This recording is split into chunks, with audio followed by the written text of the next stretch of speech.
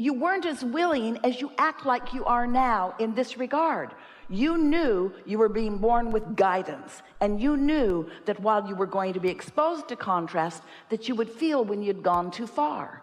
You knew that your guidance system would let you know if you were reaching beyond the bounds that your inner being would be willing to go. You knew you weren't going to fall out of an airplane. You knew you were completely safe in the process of that. You were willing to come into a physical experience where you did not have that kind of control, because the expansion was the bigger prize.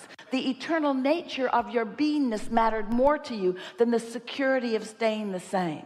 And so it's this perfect process where the non-physical part of you said, we'll remain here constant and sure, and you're the pioneers out here on the leading edge, where you will discover something new that you want, and as soon as you want it, we will acknowledge the perfection of that which you have honed from this, and we will give our undivided attention to the new desire that is born within you, and we will make it so vibrationally. And you said, because we are all creators and the leading edge is out here where you are, you said, and I, in my physical form, will connect with the energy that creates worlds, and together we will make this idea that was born out of contrast something that is real, that is tangible, that others can live and see. You get it? Out of war you want peace, and out of a desire for peace you discover a way to live it. But you do it in concert with this energy that creates worlds.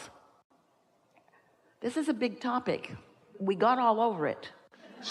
So, in a way, I agree to be ignorant of that. I agreed that instead of a band like this of exploration, that I would be born into a body where I had a band like this of exploration, because I knew out of a band like this of exploration that it would launch more rockets of desire over here to where they're tended under this band of exploration. I was willing to get out there on the leading, bleeding edge a little bit for the purpose of discovering something that is more. But there's a really big point that we have not woven into this.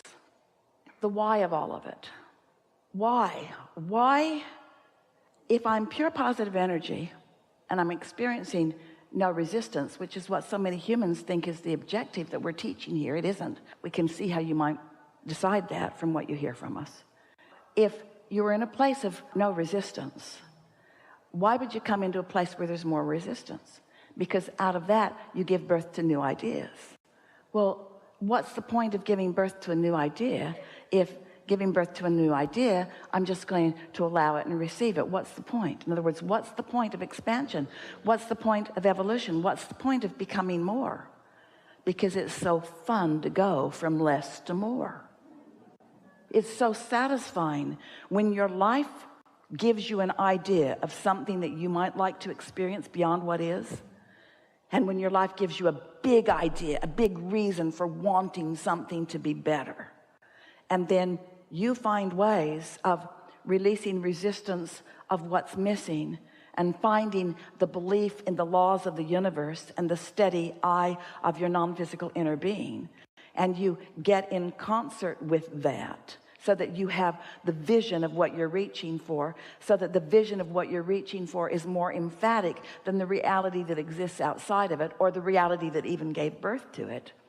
And then you stand in the power of that energy, and you get to witness all of the forces of the universe bringing your idea into reality.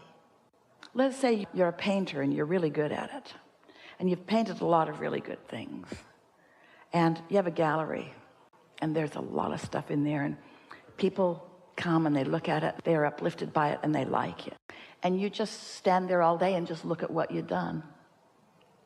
Or you go into your workshop and you paint some more. Well, what's more appealing to you? Just stand there and appreciate your previous work, or to be inspired by new beauty, to discover new mediums and to discover new textures and to find new ways of displaying your creative genius? What's more satisfying to you? To stand there and watch what has been done, or to be in the process of becoming more? We're just asking you in practical terms, what feels better to you? becoming is a big deal. Becoming is a big deal. In fact, it's an eternal deal. It's a deal that you can't stop becoming. You can't cease being in the process of becoming. But a lot of what we say falls on deaf ears with you, with humans, because you just keep wanting to get the becoming done so that you can have become. I don't want to create my fortune. I just want my fortune. And I don't want to attract my lover. I just want to be with my lover. I don't want to come to know it. I want to know it. And we say, it's the becoming that is what life really is. The never-ending becoming. That's the juicy stuff. And so that's why physicality is so delicious, because in physicality, there's a start point. Here I am, and now what do I want? And life causes you to launch it whether you want to or not. But when you come to understand the laws of the universe, and then you deliberately click into the vibration of what you've already given birth to, even though it hasn't manifested, and then you get to tune into the energy so much that you begin seeing the vision and seeing the movie and having the daydream and feeling the impulses, and then you follow those feelings and you follow those impulses, and you watch your own hands in the clay turning the thoughts that once you thought, the vibrations that you once offered. You get the experience, the delicious experience of those thoughts turning to things. You get to witness that, you see. And in your lazy humanness, you might say, oh, big deal. But we promise you, it is a really big deal. Sometimes you're so tired that these words just sound like, oh, really? I'd just like to die and rest. But what's making you tired is your own resistance. And when you discover the power of non-resistant thought, then you're going to explore the palette of diversity into which you are focused in a whole new way. You're going to love every single person that does every single weird thing. You're going to appreciate all the trouble that they make for each other, because it's the stuff that your new thoughts are made out of. You appreciate this broad palette of this physical experience, because out of it is born your dreams, to which you don't have access at first. But because you don't have access to it at first, it makes the discovery, the access of it, that much more sweet to you. It's like being really, really hungry before you eat, as compared to eating all day long and not wanting to eat anymore. You come with a hunger for the expansion of that which you are. And why is that hunger never satisfied? Why is that hunger to expand never satisfied? Because it's that good. In a sort of similar way, you might say, Esther says it often to her family and friends, I'm never going to be hungry again. And then they all laugh, because they know that isn't true. Because sometimes they eat and they are so satisfied. But isn't it nice that you become hungry again? Isn't it nice that the details of your body and the cellular machinations of your body are always putting you into a place where there is more desire for more? And while the analogy is not perfect, they never are. It's sort of like that. You have an eternal hunger for being that is satisfied by launching rockets and acknowledging that there is a gap for a while. And then the satisfaction is in closing that gap and feeling the power of who you are.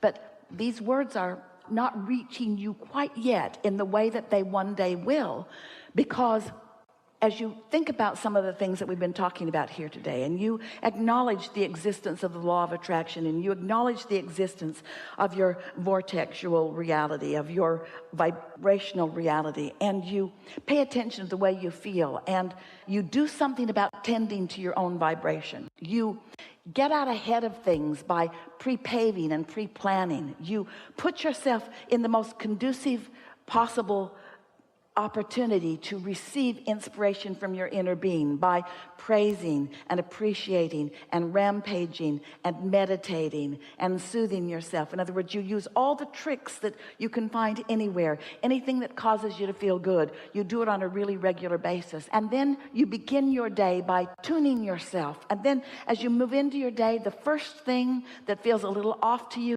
you make your effort to pivot. You make your effort to find a thought that feels better. And if that doesn't work, you change the subject. And if that doesn't work, you take a nap. But your quest is always the same thing for the nap. Your quest is always the same thing. Your quest is alignment. Your quest is knowledge. Your quest is wholeness, you see. And so we get your questions. It's like, Abraham, I don't quite get it. I was whole, and then part of me came, and I deliberately caused a sort of separation. What's the point of that? And we say, what you're calling a separation, we're calling a refinement, was for the purpose of you discovering in a more tactile way things that you would like to create in this environment where things become tangible. We want you to accept that this time and space is the leading edge of creation. It's nice to have a thought and it's nice to have a dream, but oh, isn't it even more nice for that dream to become a reality? It's nice to think nice thoughts. It's nice to think about love, but isn't it delicious to have an object of attention to which you are flowing your love? The tangible realness of this physical time and space is the epitome of creating. That's why you took your creative genius and you brought yourself here. But then you shoot yourself in the foot by clamoring with each other and judging each other about how well you're creating, and by making judgments about what's the right thing to create and what's the wrong thing to create, until you sort of have polluted the whole tray of colors and substances, until you don't allow yourself the satisfaction that could be there if you weren't in judgment of each other. If you would just accept the perfection of all of the differences of that which you are. If you could accept the perfection without judgment of all of the differences that you are, then you would have this huge palette from which to choose. And when you launch a desire and then follow the lead of how your inner being feels about it, and then witness coming into place to give you exactly what you want, you would lose your sense of competition. You would lose your sense of people getting more than their fair share of the pie. You would lose your sense of injustice. You would lose your sense of vulnerability. You would discover and practice and hone and own your sense of invincibility and of perfection and of worthiness. And you would feel satisfaction all of the days of this physical life, and you would set future generations up for more satisfaction as well. That's really what's going on here. Nothing is going wrong, except that you have temporary lapses in allowing yourself the satisfaction that is potentially here for you at all times. You could move from interest to being head over heels in love to being fascinated. The range of positive emotions is when you are tuned in, tapped in, turned on to who you really are. And so in a practical sense, when we say to you, we would like to help you to discover the awesome power of non-resisted thought, that means in very practical terms, we would like you to pick out a car and attract it to you. We would like you to pick out any amount of money that you want to be your basis of lifestyle and attract it to you. We would like you to pick out any number of variety of people and attract it to you. In other words, in very practical terms, we would like you to understand that this awesome power of non-resistant thought means you get to choose it, and it will come right to you if you don't have thoughts that counterbalance it. But you keep insisting on being human. You keep saying, no, we're supposed to struggle and sacrifice. We're not supposed to feel that good. And we say, where do you get that stuff? You're not getting any of it from your source energy. You don't want to measure your life by the degree to which you suffer. I suffer a little less than the rest of you, and I'm not sure if that's a good thing or a bad thing. I'm still suffering, don't get me wrong.